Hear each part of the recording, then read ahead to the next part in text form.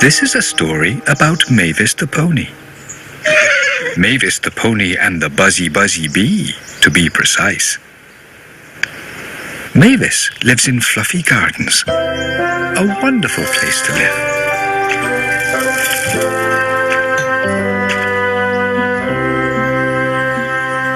Our story begins very carefully, as Mavis the pony gently put one foot in front of the other. She had eaten a hay sandwich and fancied a bit of air, so what better than a careful stroll around her garden? As Mavis was considering her next step, she saw her friend Wee Reg the puppy skipping along the path towards her garden. "Hello, Wee Reg," she said cheerfully. "Oh, hello, Mavis," said Wee Reg, wagging his little tail happily. One thing about fluffy gardens is that everyone living there loves hugs. They love to give hugs and get hugs. Mavis the pony especially loved them. So, when Wee Reg came close, she gave him such a lovely, big, warm hug. Wee Reg smiled happily. Mavis and Wee Reg played together for a little while until Mavis saw something.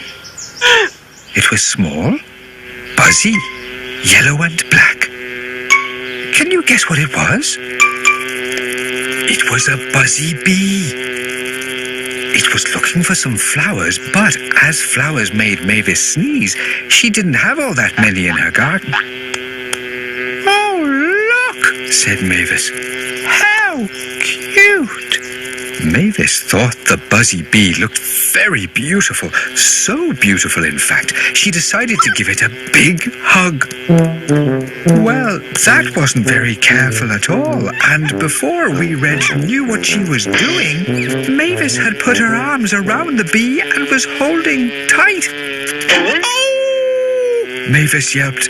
The bee stung her right on the nose, and it was very sore. "It stings!" she yelled, rubbing her nose.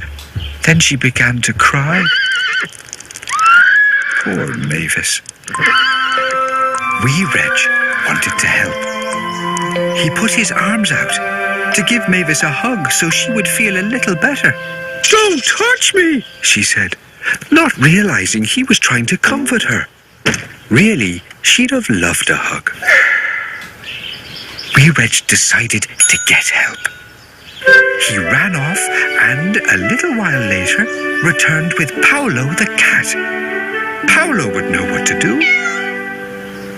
Inside the house, Paolo put a pack of frozen peas on the bee sting. The cold would keep the swelling down. "Will I get better?" she asked tearfully.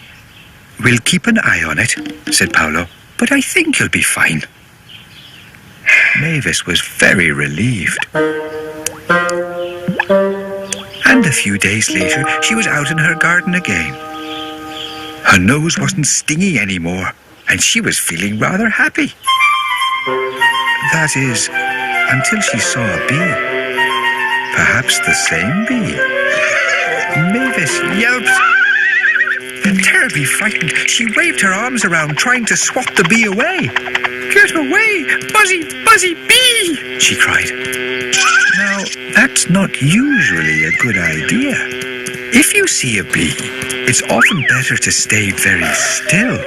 So with Mavis running about waving her arms in all the confusion, the bee was startled and stung her. "Oh!" cried Mavis. Oh dear, poor Mavis. Mavis sat at home all that week. Her nose was red and swollen, and she was feeling very sorry for herself. In fact, it's fair to say she was miserable. Even the odd hay sandwich couldn't cheer her up. Her friends were soon very worried about her. Tootie the elephant suggested getting her a balloon. That was nice of him, wasn't it? Pertry the bear thought a trip out somewhere nice would be better. Perhaps to the seaside. Lola the mosquito thought it would be even better if they brought her a wheelbarrow full of jelly and custard and did a little dance on top while wearing striped pajamas. But then she is a very silly mosquito. They talked and talked about all the things they could do to help Mavis feel better. Some of them were so very complicated that even clever Paolo the cat got a little confused. But wee Reg had a simple idea. Can you guess what it was? While the others were still talking, wee Reg walked calmly to Mavis the pony's house. He knocked on the door. A few moments later, she opened it with big tears in her eyes. Wee Reg smiled. He held out his arms and gave her one of the biggest hugs you could imagine. It was so comfy and warm in wee Reg's arms. Mavis was still very upset, but with such a big hug and being able to tell him all about it, she began to feel a little better. Much better, in fact. So, if you're ever feeling bad or know someone else who is feeling bad, try giving them a hug. Assuming, of course, they're not a buzzy bee.